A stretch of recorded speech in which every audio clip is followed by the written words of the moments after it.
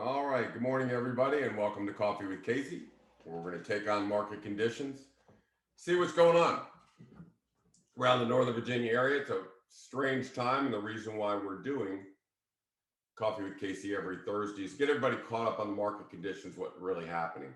So today we're going to go back. We're going to take a look at the market conditions, where we are, where we've been, and where we're headed. And we're going to talk today about buying, right? So it's been very difficult to buy a house in the last, geez, probably year and a half, 2 years. I mean, I know a lot of very frustrated buyers that have worked very hard to find a house, but every time they put in a contract, they get hit with 20 other contracts and they lose. And the prices, in my opinion, were just too high, right? So they were getting too high. But now the prices have come back down, and it's time to look into buying. So we're going to talk about why you buy, how you buy, what you buy, where you buy, and when you buy it. Okay, so we're going to go over all that, but let's take a look at market conditions. Let's take a switch on over to my world famous charts, and let's take a look at what's going on. All right. So first thing, let me get over here. All right. So let me go full screen here. All right. So the first thing we're going to look at is what percentage of homes are under contract, right? So, if more than 60% of the homes are under contract, that means if 10 homes are active or under contract, what percentage of those is under contract? So if 10 homes were on the market way back in January, 7.8 of them were under contract. Okay. And as it goes on, and you can't see these numbers, and I don't know why you can't see these numbers, but I'll read them out to you. Basically, it went from 78 to 75, 73. These are all sellers market, 64. This went down to 54. I really don't know why this thing is not broadcasting it correctly. There, you can see it.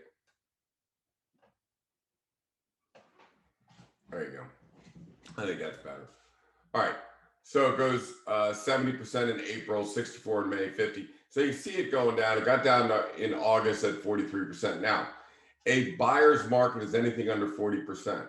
So as we were leaving a seller's market, the question is, have we bottomed out? Is this a big buyer's market? Should a person be able to sell a house? And the answer is it has turned, right? So we are at 45% of the homes are under contract. That's as healthy a market as you're going to get, folks. I mean, that's just a flat out healthy market. I know interest rates are high. We're going to talk about that in a minute, but that is a healthy market. Okay. Now, let me tell you why some people are struggling out here. So we look in May when the market was booming. And when you put a house on the market, only the green is how many homes withdrew unsold back in May. Okay, so how many of those homes that were listed actually withdrew?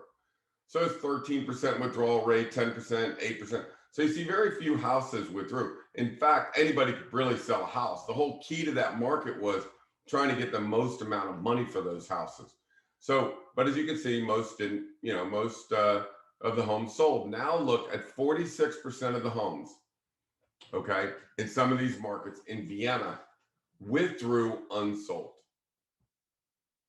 Now, to me, as a real estate professional, that makes me mad. It really angers me. That means 46% of the agents didn't do their job.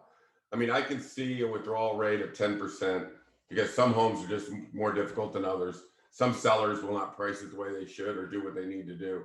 So I can see a 10%. That's fairly acceptable. 46% of the homes is absolutely 100% unacceptable. So you think, as you can see, there's Fairfax County, Centerville, Haymarket. So it's systemic around the whole area that 35, 40, 45%, 50% are withdrawing without selling, right? So is that really unusual? Well, if you look back at 2017 and 18 and 19, it's about 40%. I mean, I've seen 40%, right? So that's usually what about it is. That's what it is right now. So we've gone back to normal where sellers are overpricing and realtors are overpricing to get the listings. Okay.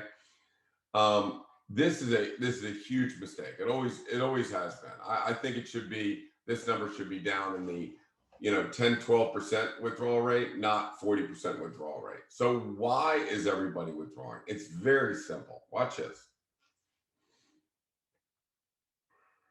So in Arlington, the homes that are selling or under contract. So what I do is I dissect markets. That's what I do for a living. I'm an analyst. So I analyze the market in Arlington. I cut it down by price ranges and whatever. To make it simple, homes in Arlington are selling at 118%. Those are the homes that are under contract, sold in the last 30 days. Now the homes that are not selling and the homes that are withdrawing are listed at 129% of their assessment. Right? So let that sink in. The ones that are selling are 11% lower, right? So there are sellers out there going, I want 130% of my assessment, when all the homes that are selling are at 118, right? So what does it do? It sits and withdraws. Once a home sits too long, it gets stale, and now there's nothing you can do. It's just got to withdraw it. So here we go. Let's look at McLean. Let's look at Vienna. So in Vienna, you have homes that are selling at 120% of assessment, but the homes that are not selling are listed at 129% of assessment. So we send out information to people that withdraw their house. Normally, over the last year or two, it might be 15 a month. 15 a week, maybe 20 a week. It was 145 this week. 145 people's houses withdrew unsold. And why? Because of this. They're listing their property 10-15% higher. In McLean, it's 20% higher. So if the houses that are selling at 129% of assessment, why is everybody listing at 149% of assessment? Right? Does that make any sense whatsoever? And I analyze for a living. I analyze prices for a living. And I have to do all of Northern Virginia because we list everywhere from Arlington to Percyville. So I need to know all of the markets, right? So you can see here that maybe the prices were that high at their peak, but that's not where they are right now. Okay, our prices have adjusted. Now let's take a look at this real quick. So they were, okay, this is the value line. The value line is in this burnt orange color, right? So right now this is adjusted back down to about 1.32. So it's right in here. And this is adjusted up because of inflation to about 1.15. So right this second, this is going to mean this. So this is going to start working its way up. This is going to start working its way down, and they will meet again maybe in a year or so. So what does that mean? See where it's at now? This is where people are pricing their house. They've leveled it off, and that's where they're pricing it. That's what it's actually selling at. So this is where the homes are selling, right? That's where the homes are selling. And this is pretty much the value line. So is it a little bit over the value line? Yeah. Is it going to come down a little bit? Yeah. But not that much. Not enough to deter people from buying. Once it hits the value line, now you're going to start seeing a bunch of contracts coming back all over the place. So you buy houses, right? You buy when they cry and you sell when they yell. And right now, 46% of the sellers are crying like little babies because they can't sell their house. They're nervous. They're now you've got them against the ropes, right? So this is a great market for smart buyers, and this is a great market for smart sellers. It is not a good market if you want to overprice your house. It's not a good market if you want to underprepare your house, right? You've got to understand. Now, some people look at this and go, oh my gosh, I don't want to pay a house that's overpriced. Not really. The prices are coming down a little bit, but the good houses are still going to sell above this value line. So, if you find a good house and it's just above the value line, that's where you want to be. Why? Because you're buying it for the long term. So we're going to start talking about buying houses, and why you would buy and what you buy and how you buy and all that stuff. So not to panic, not to, and as far as the seller is concerned, are you still getting higher than the value line? Yeah. Is it going to get closer? It's probably going to get a little bit closer. Really, this bump right here was all caused, so that anomaly was caused by the government lowering their standards, right? They lowered their standards on who could buy a house. So they opened up the buyer pool, right? We went from 10,000 sales in Fairfax County, single family detached homes, to 14,500. That was a significant rise. That's what that happened, right? So then instead of opening the markets up like they did in 2004 and 5, they shut the markets down in 2007, 8, 9. It caused that collapse. So where did it go to? Went to the value line, stayed around the value line, jumped over the value line. This was caused not by too many people in the buyer pool. This was caused by too few houses on the market. So we had a housing shortage, and that's what caused that. So is it coming back down? Yes. Now, two things make that line come down. One, a lot of inventory. And let me get rid of this. Let me close out of the stop sharing. All right. So what's causing this is just a lack of inventory and lower interest rates. So what will turn that peak and make it come back down? Higher interest rates, more inventory. We have higher interest rates. That's why it's adjusting down. But we don't have inventory. I mean, and we're not going to see inventory. So everybody just lock it down that there's going to be a lack of inventory for a little while, because I'll tell you why. Because some of the sellers are saying, look, unless I have to sell, divorce, death, moving up, moving down, unless I have to sell, I'm sitting on a 2.5% interest rate. Why would I want to go buy something else and sit at a 5.5% interest rate? So, unless they really have to move, so the people that are going to be moving or have to move, that market is a lot smaller than people that want to move, right? So yes, interest rates are going up. Yes, that's having a negative effect on the pricing. Yes, it's concerning. But the second shoe that has to fall is too much inventory. And it's not out there.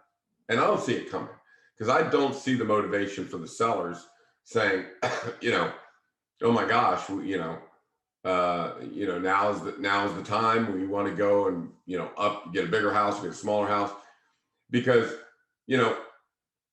they're sitting on a 2.5% interest rate. And the people that are selling, the mortgages are paid off. They really don't care. They're going to pay cash no matter where they go anyway. So it doesn't affect them. So those sellers are still making their moves, right? Sellers should also make their moves because their house still is above the value line. And could it fall? Hey, if inventory comes out, the answer is it could get back down to that value line. But right now, as it sits, we're above the value line. And without any inventory, it's not coming back to the value line. Not until the inventory comes back out. Okay. So let's take a look now at hopefully everybody's got a grasp on where the market is. Good market. People are overpricing their houses. They're overpricing where they were going to be, and they haven't adjusted to where they are. Okay. And that's a 10% difference, and that's a problem. But that's okay. Most realtors overprice houses because they don't know how to price a house. A lot of them don't. They'll do whatever the seller tells them to do. And when I come in to withdraw and I say, why did you list it at that price? Like, that's what we wanted. We told the realtor that's our price. I'm like, well, that's not your price. That's not what it's worth. This is what it's worth, right? And then they adjust the price and then it sells. But real estate is not a made to order. It doesn't matter what you want. It only matters what the market's willing to pay. And getting the top dollar, that is the goal, right? So that's the goal. So let's talk about buyers for a second, because now you can buy, right? Before we couldn't. Let me get back down here. Where am I? Let's go to this guy right here. Let's talk about buying here, okay? So why would you buy a house if it's a little over the value line, right? Well, because you need to lock in your pricing and lock in your rates, right? Even if your payments are a little higher right now, you can always refinance down the road and lower that payment. But locking in the price and the payment. If you continue to rent, your rent escalates every year. It's not going to stop. It's just going to keep going up and up and up, right? So, buying a house lets you lock in a price, lock in a rate, and start, moving forward, okay? So let's talk about other reasons are, pride of ownership. If you're living in somebody else's house, you can't paint that wall. You can't You can't put in a screen porch. You can't put in a patio. You can't upgrade a bathroom. You can't. I mean, in our house, we're upgrading something every, all the time. I mean, you can't do that if you're in a rental property. You don't have pride of ownership, okay, if you're in a rental. All right. So you need to establish roots. You're going to have a family. You want to be someplace. They want to go to elementary school, high school. You can't be moving around every 2 or 3 years. So it's time to establish roots, get them down, and build that nest egg. As over the long haul, you'll be paying the mortgage down because you pay a percentage of the payment every month towards your principal. So the principal is going down, the value is going up, and that's called your nest egg. Okay. So let's look at the other one. Now, how do you buy? Okay. So the first thing you need to do is you really need to find a realtor to buy a house, because there's a lot of decisions that have to be made both on financing and selection of the house and negotiating the house. Now, a lot of times it's popular. You have people like Redfin and they say, we'll give you money back. Don't fall for that, right? Okay. Because let me tell you something. Getting a good realtor, the difference between negotiating a good price on your house and a bad price on your house is a huge deal. And you want somebody that's going to stay with you for the long haul. So don't select an agent on whether they're going to give you cash back or not. Failure is failure is failure. And a point of nothing is nothing. So find a realtor based on their qualifications, that they know the area, they're top negotiators, they know how to negotiate the contract and the best price. Let's talk about down payment. How you buy your financing. I was watching the news this morning, and they had some guys on saying you can get in for 3.5% down and you can get 5.75% interest rate, which is fine if that's your only option. Your best option is 20% down. And I'll tell you why. Because it brings the rates down, and you're not paying private mortgage insurance. Private mortgage insurance is, let's call it $800 a month, could be $1,000 a month, but is the insurance, because you have a low down payment, they need to insure the loan. So you're not paying 5.75. You're paying 5.75 plus whatever the premium is for the mortgage insurance. So if you're smart and you're a good financial planner and you know how to count your nickels, try and do 20% down. Have the parents put up the money and pay them a percentage. Have them pay them 2 or 3% a month. They're getting more. They're not getting that at their bank. So come up with a way of coming up with the 20% down. If you don't, 3.5% down gets you in the house. And then you can refinance. Once you get some equity in the house, you can refinance.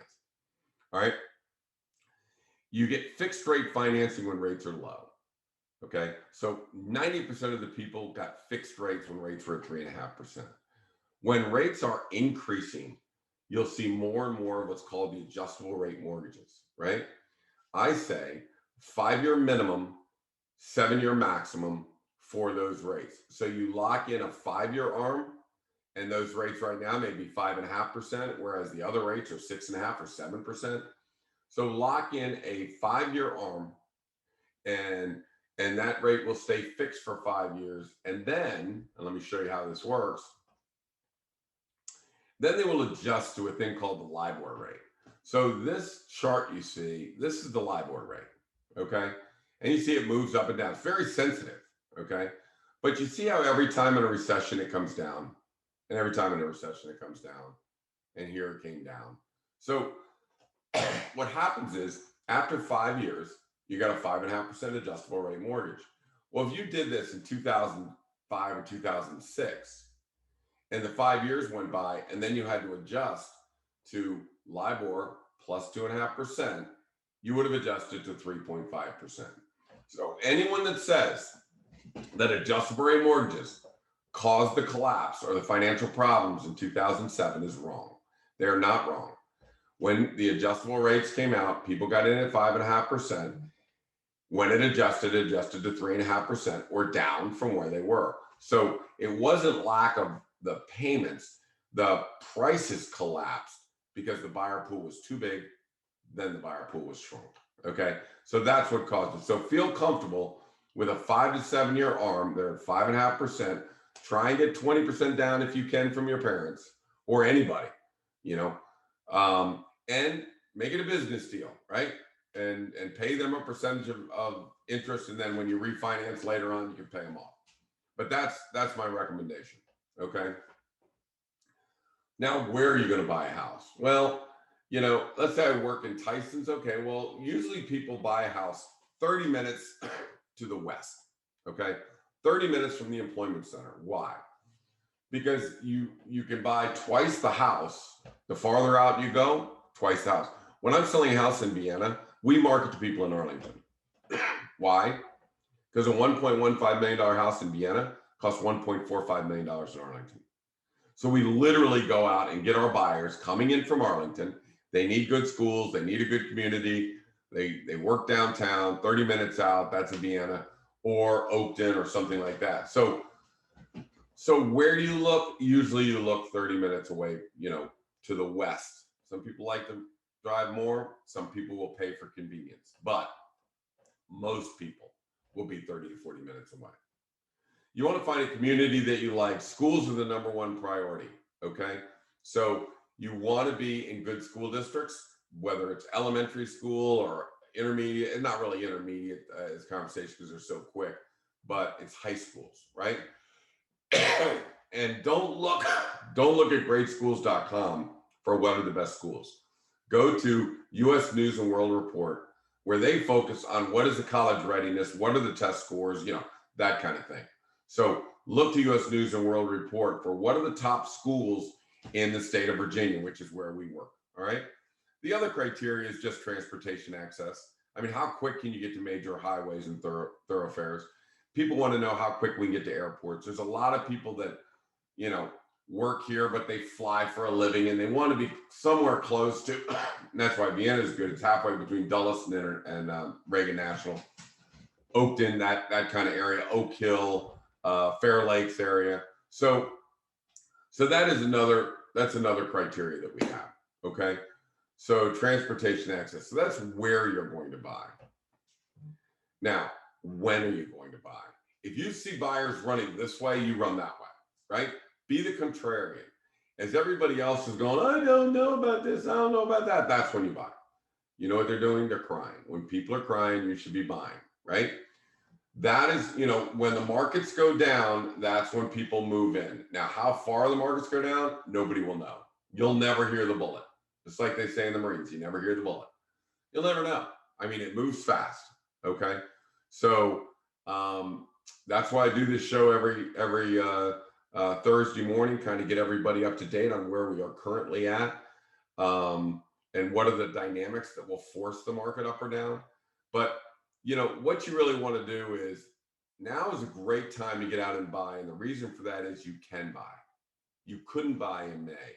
I wouldn't let you buy in April because they were paying a $200,000 over list price. I mean, for God's sakes, it's crazy. There's 20 contracts in. That's not the time to buy. Let it settle down. Let the smoke settle. Then move in for the buy. Now, I will tell you that, in my opinion, now we're back to a logical market. We were not in a logical market before. We are in a logical market now. Very safe for buyers to come out.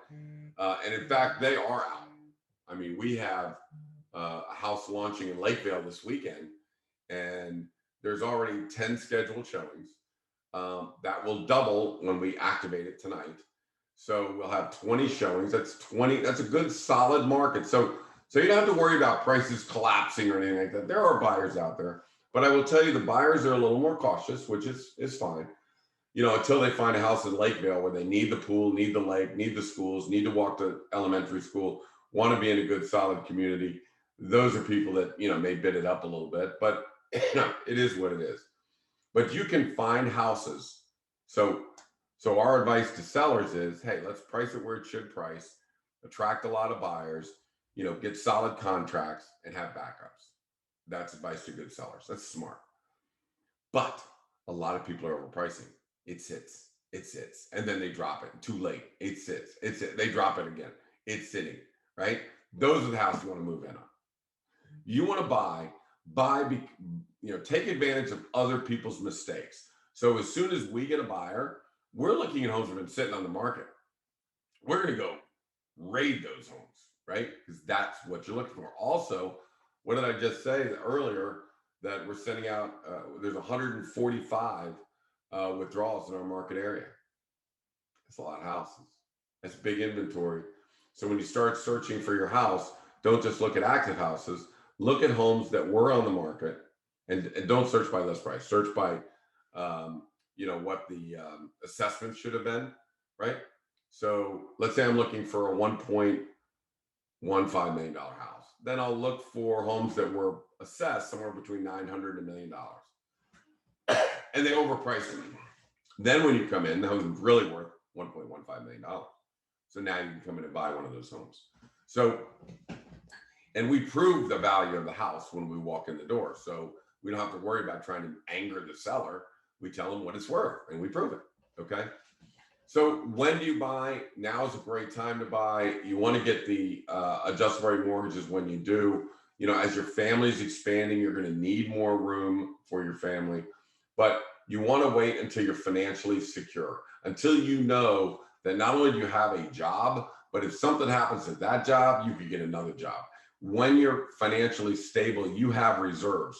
You have 20, 30, 40, $50,000 in a bank account somewhere that should you have to go through a job transfer, then you can cover yourself. So make sure you have reserves. That's not just a bank requirement. That's just a logical requirement. Make sure you have money in the bank. If you're living paycheck to paycheck, that's what happened in 2005. Those people living paycheck to paycheck. When all hell broke loose, they couldn't survive. They were gone. Okay. So let's make sure you're financially stable before you buy a house. Let's make sure you're going to be in the area for about 5 years. It is a little expensive to sell a house. So that equity buildup that you have could get eaten up really quick on just commissions and closing costs and things like that if you have to sell within 2 or 3 years. So, kind of make sure you're going to be around for a little while. If you're planning on if you're planning on buying a house. So why buy? Gave you plenty of reasons. How to buy? Get yourself, try and get 20% down. Go ahead and get a 5-7 year ARM. Okay. Where are you going to buy? About 30, 40 minutes away from your employment centers, on good traffic routes with good schools. When are you going to buy? You're going to buy right now. If you can. If you're financially stable and you need to expand for your family, move up or down, and you're going to be in the area for about 5 years, that's a good time to make your move. Okay. So there we go for the buyers. It's a little advice for buyers. I know I'm more seller heavy because that's kind of what I do. Is giving advice to sellers, but right now there are, the buyers should be out, right? And we're getting them out, and really now is the time to buy. So time to buy for the buyers, time to sell for the smart sellers. This is no place for amateurs. This is no place for Uncle Bob selling real estate. This is no place for somebody trying to sell their first house. The pricing has to be great. The preparation of the home has to be correct. The marketing needs to reach out to the east 30 to 40 minutes to attract those buyers that are looking at bigger houses or more expensive houses to come out to your listings. So the marketing has to be great. But it starts with preparation, pricing, marketing, and then just like we did today. So we're launching 2 houses. One house did not have a buyer pool. One house just didn't have a buyer pool. There was nobody coming to see it. The buyer pool, even though the house was worth it, the buyer pool was not there. We had to drop that price, $50,000, and found a buyer pool. So we'll see what happens with that house. The other house over in Lakeville had plenty of buyers coming out. I mean, when you get 10 buyers, double that when we go live. When you get 20 buyers walking into a Lakeville house that's had $300,000 worth of renovations, it's going to fly, right? So that predictive analysis tells the sellers, we're good to go. I mean, let's just launch the house. We don't need to drop the price. Thumbs up. 20 showings will probably come. You'll probably have 20 people at an open house. We should get 3 or 4 contracts. So good solid house, good solid price, and good solid predictive analysis.